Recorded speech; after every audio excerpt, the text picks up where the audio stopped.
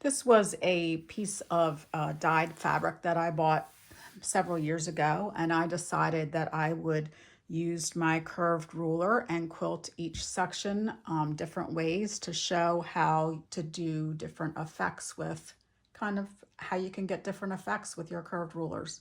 So let's focus on each of the sections and I'll explain how I did them. So the first section is the curved crosshatch. And with this one, what I did was I drew a registration line from this corner up, over, and from this corner up that way. And that way I had that line to follow, so I could follow that with the center line, and I stitched it out. Stitch traveled up in here, and I kept on stitching going in this direction, following that line. And I went like that and stitched it out. And then I came back over here and I stitched it out going in this direction. And I created a crosshatch. What I didn't like was the traveling that happened up in here. And so I decided to do some really dense quilting in there to hide all that traveling in there. And it really worked out pretty well. So you can see that you can't really see where I traveled in there. And so it worked for me. And I did that all the way around because I didn't want to have to mess with those places where I traveled. Now, over here, I kind of did a play on the curved crosshatch, but I just changed up the spacing. So I came in this way and I used a different curved ruler for this particular spot.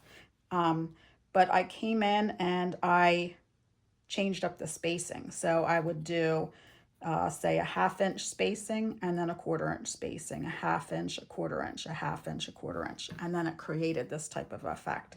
And so I went in this way and I went in this way instead of going at an angle. And you can see that created a different type of effect. So it's always good to try and play around, doodle on those, doodle first and see what you can come up with, because you'll never know until you try. You might develop some kind of a new design.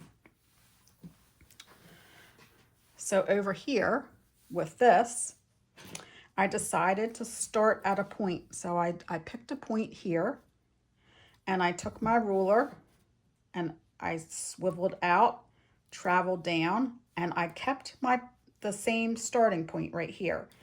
So I swiveled my ruler down and came back up, swiveled it down, came back, swiveled it down, came back up. I always came back to that same starting point, and I just kept on rotating that ruler all the way around until I got all the way up here. And there are spots where my spacing isn't exactly the same, but it doesn't really show up except for when you're getting really up close and analyzing it too carefully.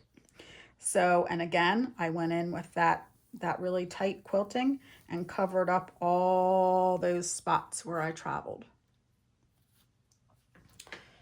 So here, it's fun to see how you can, just by changing up the orientation of things, how it can really change things up. So I did the same thing that I did here, but what I did was I had 2 spots.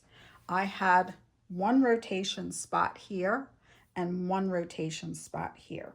Again, I did not use this curved ruler because that one wouldn't have gone far enough. Do you see, like if I had started down here, I wouldn't have been able to finish that out. So I used a longer ruler for that.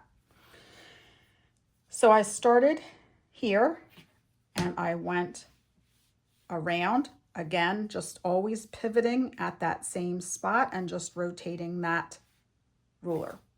And then I moved over here and I did the same thing. I used that same pivot spot and I rotated that ruler all the way around. And you still get this kind of very cool, very unique crosshatch effect.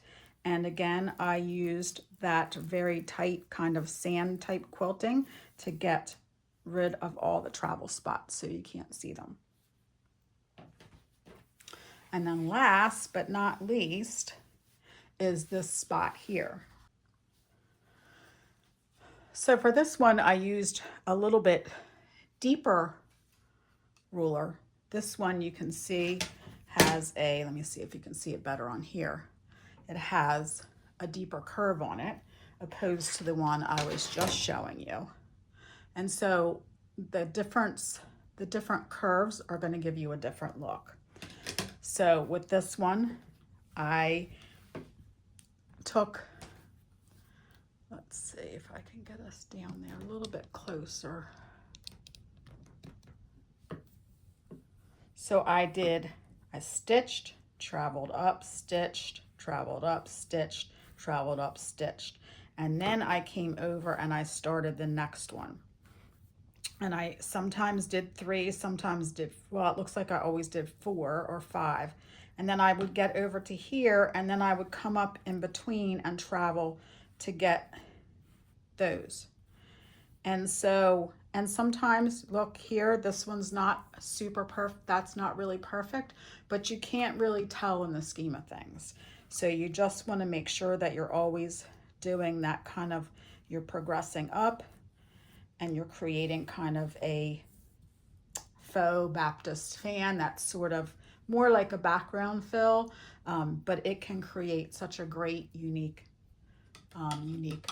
design. Here are some other rulers that I just pulled off my wall to show you that they could give you definitely a different type of a curve. This one is a little bit different. You can see a little bit different. Let me see if I turn it over if you can see it better. This is a little bit different curve than this one. This is a little bit different curve. Linda, the Quilted Pineapple, has some great rulers, some curved rulers that are awesome. So that's a little bit different curve. So you're going to get, it's about getting the curve that you think you'll be comfortable with. I always tell quilters that it's nice to have a nice gentle curve to start out with, because learning to quilt, free motion quilt, using ruler quilting with a curved ruler can be a little tricky. So take it slow and easy and start with a gentle curve, and then you can, you know, the sky's the limit after that.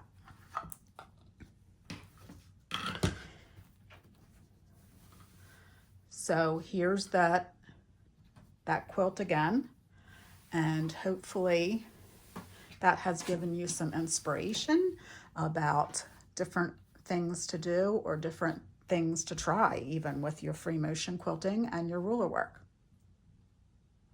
Thanks for joining me. Happy quilting!